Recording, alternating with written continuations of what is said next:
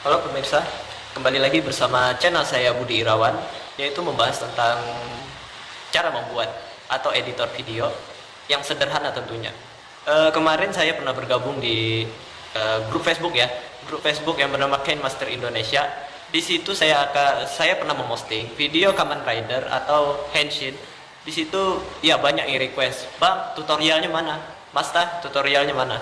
Oh, kemarin mohon maaf, beberapa bahan-bahan yang saya miliki itu menghilang. Tapi sekarang saya kumpulkan lagi dan memberikan video-video terbaru, tentunya ya berhubungan dengan tokusatsu atau video Henshin.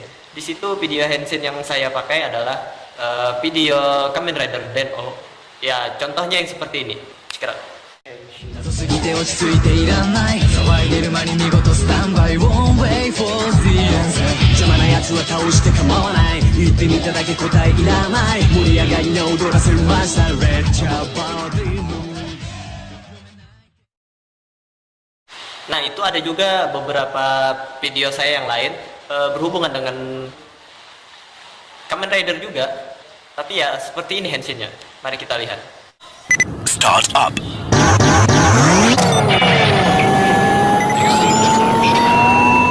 Finally attack Nino. Start up. Red Nino.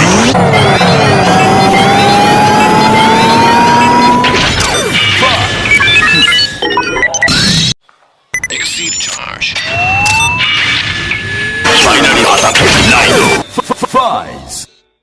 Oke, semua yang saya buat itu menggunakan beberapa aplikasi, terutama di bagian background. Background itu saya ambil saya screenshot, tapi saya buang gambar tokohnya dan saya ambil backgroundnya. Tapi untuk melapis itu semua, saya menggunakan KineMaster atau menggunakan green screen. Jadi intinya kalau kita bisa menggunakan green screen itu, wow, editor video sangatlah mudah. Dan untungnya KineMaster banyak menyediakan. Oke, aplikasi yang saya pakai biasanya Eraser.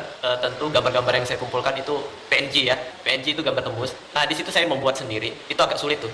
Karena video sesimpel yang saya tampilkan tadi itu akan membuang waktu yang banyak. Dan saya perlu waktu panjang untuk memberikan tutorial ini. Oke, langsung saja kita lihat tutorialnya.